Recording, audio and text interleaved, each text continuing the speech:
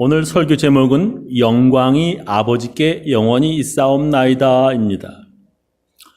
나라와 권세와 영광이 아버지께 영원히 있사옵나이다 이렇게 하려다가 너무 길어서 제가 줄였습니다. 이 말이 누가복음에는 없습니다. 그런데 마태복음에 기록되어 있습니다. 이제 마태복음 오늘 읽은 말씀이죠. 우리를 시험에 들게 하지 마옵시고 다만 악에서 구하옵소서 괄호하고 나라와 권세와 영광이 아버지께 영원히 있사옵나이다. 아멘. 누가복음에는 없고 마태복음에만 기록되어 있는데 이 괄호 안에 들어가 있습니다. 영어 성경도 KJV, 킹 제임스 버전이죠. NASB에는 있지만 NIV, RSB, ASB 뭐 다른 여러 영어 성경에는 이 말이 없습니다. 그 이유는 아주 오래된 성경 사본, 그러니까 필사본이죠. 손으로 쓴 성경, 복사한 성경 사본에는 오래된 건 기록되지 않았는데 후대의 다른 사본에는 들어가 있기 때문입니다. 많은 신학자들은 그 이유를 후대 사본에 나중에 첨가되었다, 애드되었다라고 해석하고 있습니다. 그러니까 누가복음의 기록자는 아주 오래된 자료들을 이용해서 기록해서 이 말이 없고 마태복음의 기록자는 후대의 자료들을 이용해서 기록하였기 때문에 이 말이 들어있다라고 그렇게 볼 수 있겠습니다. 누가복음에는 없지만 지금 예수님께서 가르쳐 주신 기도문에 대해서 배우고 있기 때문에 오늘은 마태복음에 나온 주기도문을 배우도록 하겠습니다. 자, 나라와 권세와 영광이 아버지께 영원히 있사옵나이다라고 기도해라 예수님께서 가르쳐 주셨는데 그 뜻이 무엇입니까? 어떻게 하라고 하는 거예요? 나라, 즉 하나님이 다스리는 나라가 아버지께 영원히 있사옵나이다. 하나님의 나라는 저 하늘뿐만 아니라 이 땅에도 있기를, 즉 이 땅이 마귀가 다스리는 것이 아니라 하나님께서 다스리는 나라가 되기를 원합니다 하면서 기도해라는 뜻입니다. 권세, 즉 하나님의 나라를 다스리는 그 권력이 아버지께 영원히 있사옵나이다. 이것은 이 땅이 마귀의 권세로 악하게 다스려지는 것이 아니라 하나님의 권세로 의롭게 다스려지는 나라가 되기를 원합니다 하면서 기도하라는 뜻입니다. 영광이 아버지께 영원히 있사옵나이다. 이게 좀 잘 이해가 안 가요. 영광이 뭡니까? 영광이 무슨 뜻이에요? 영광이라고 하는 말은 히브리어로 카보드라고 하고 이 그릭 헬라어로는 독사라고 이제 써 있는데 성경에 그 뜻은 원래 무슨 뜻이냐면 무겁다, 가치 있음, 존귀, 아너 이런 것입니다. 그래서 무거운 거, 뭔가 다른 가치 있는 금이 무겁잖아요. 그래서 무게가 있으니까 가치 있고 존귀 뭐 이런 뜻은 의미가 그렇습니다. 성경에서 영광이라고 하는 단어가 나오는 곳을 성경 찾아보면 하나님이 나타나실 때 영광이라고 하는 단어가 쓰였습니다. 하나님의 현현, 즉 나타나심, 하나님의 강림, 내려오심, 하나님의 임재, 그곳에 계심을 기록할 때 이 영광이라고 하는 단어를 성경에 사용하였습니다. 예를 들면 출애굽기에 보면 하나님께서 시내산에 나타나셨을 때 하나님의 영광이 산 위에 머물렀다라고 기록되어 있습니다.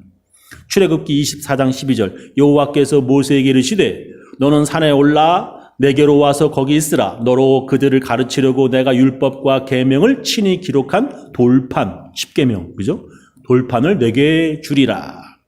모세가 그 종자, 이제 비서죠. 여호수아와 함께 일어나 하나님의 산, 신의 산으로 올라가며 장로들에게 이르되, 이제 또 다른 리더들이죠. 너희는 여기서 우리가 너희에게로 돌아오기까지 기다리라.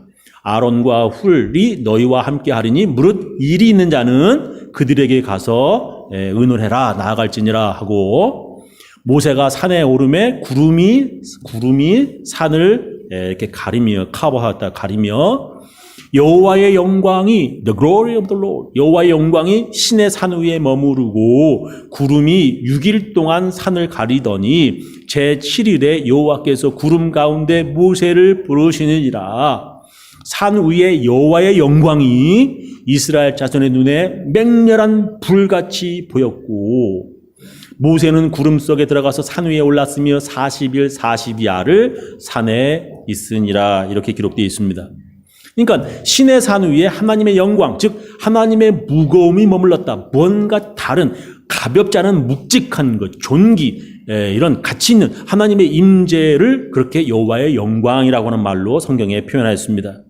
그리고 성경 다른 곳을 보면 성막에 하나님이 계신 것을 여호와의 영광이라고 하는 단어로 표현했습니다. 출애굽기 40장 34절 이하 보면 그 후에 구름이 회막, 성막이죠. 타버나클. 회막에 덮이고 여호와의 영광이 성막에 충만하매 모세가 회막에 들어갈 수 없었으니 이는 왜 그러냐? 구름이 회막 위에 덮이고 여호와의 영광이 the glory of the Lord 성막에 충만하였다라고 기록되어 있어요. 그러니까 구름이 성막을 덮었다. 여호와의 영광이 성막이 충만하였다. 즉 하나님이 성막에 계셨다라고 하는 것을 그렇게 여호와의 영광이 충만이라고 하는 말로 표현했습니다. 이렇게 하나님이 나타나셔서 세상 것과 뭔가 다른 거룩함, 존귀함을 표현할 때 영광이라고 하는 말을 사용하였습니다. 그래서 신약에서는 예수님이 탄생하셨을 때도 주의 영광, the glory of the Lord 이라고 하는 단어가 사용되었습니다. 누가복음 2장 8절 이하 보면 그 지경에 그 땅 주위에 목자들이 밖에서 밤에 자기 양떼를 지키더니 주의 사자가 곁에 서고 주의 영광이 저희를 두루 비추매 크게 무서워하는지라. 천사가 이르되 무서워 말라. 보라 내가 온 백성에게 미칠 큰 기쁨의 좋은 소식을 너희에게 전하노라.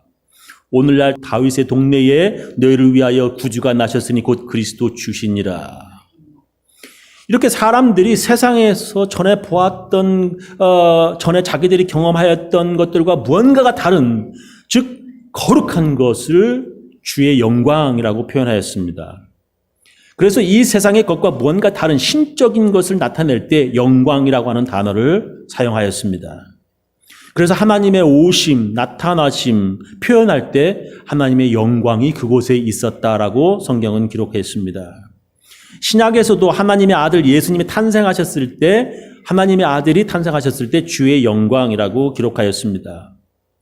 또한 영광이라고 하는 단어 다른 뜻이 뭐냐면 성경에 사용할 때 보니까 그 뜻은 원래의 단어 뜻으로 무게, 가치 있음, 존귀 그런 뜻으로 이제 성경에 쓰였는데 첫 번째 거는 하나님의 나타나심, 그곳에 계심, 강림 이런 거 썼는데 이제 두 번째 단어는 요 뜻을 이제 많이 사용한다는 말이에요.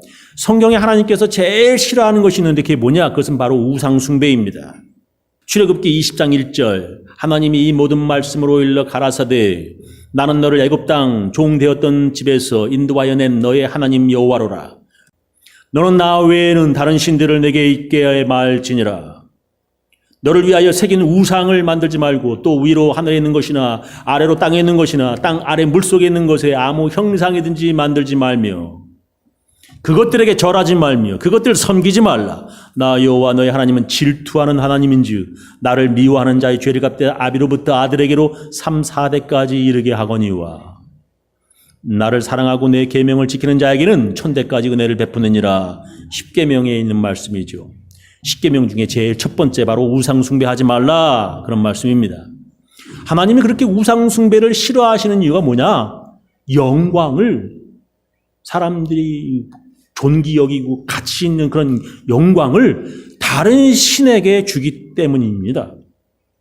그래서 질투하시는 하나님께서는 내 영광을 다른 신에게, 다른 자에게 주지 않겠다 이렇게 말씀하십니다.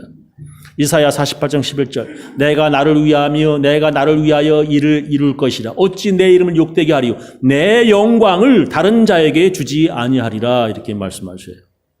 하나님이 이스라엘 백성들을 이집트의 노예에서 해방시켜 주셨는데 그 영광을 하나님이 아닌 다른 우상에게 주는 사람 하나님이 막 질투하시고 아주 미워하십니다.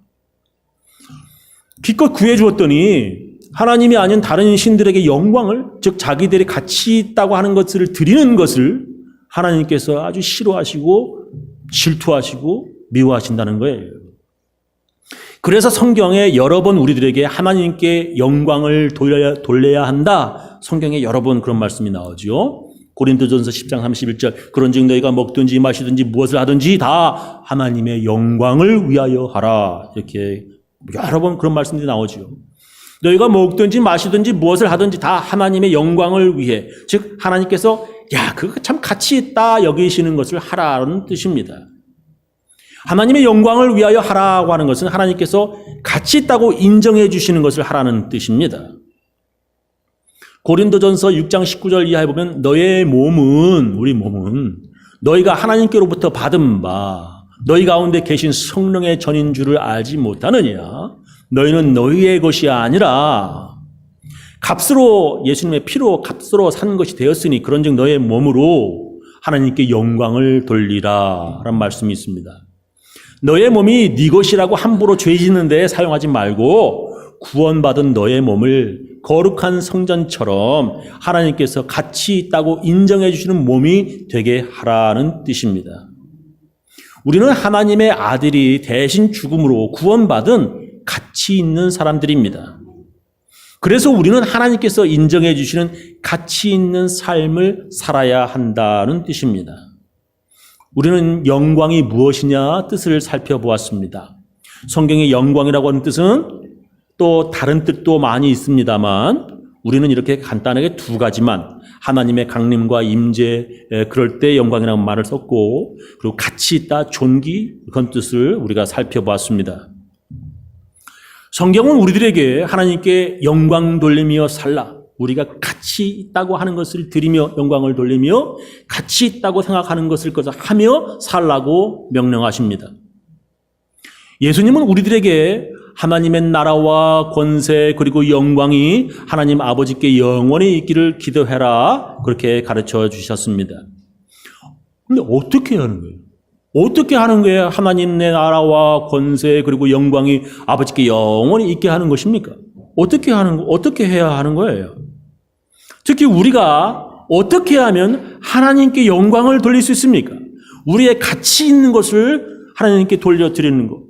우리가 무게가 있다, 귀하다, 이거 하나님께 어떻게 영광을, 그를 어떻게 드릴 수 있냐, 이거 말이에요.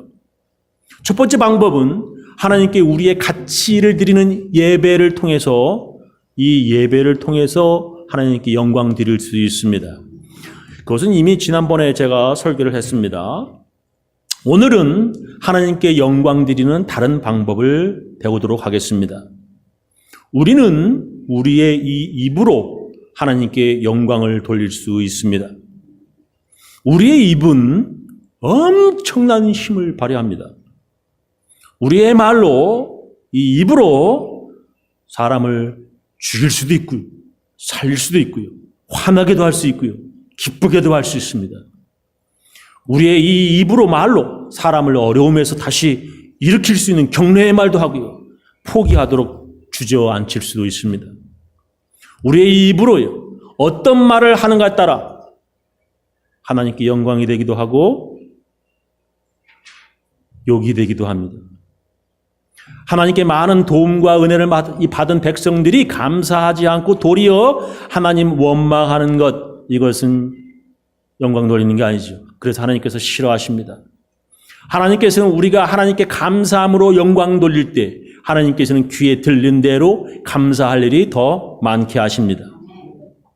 우리의 입으로 감사할 때 우리는 하나님께 영광 돌릴 수 있습니다. 고린도후서 4장 15절 모든 것을 너희를 위하여 하는 것은 은혜가 많은 사람의 감사함으로 말미암아 도하여 넘쳐서 하나님께 영광을 돌리게 하려 함이라.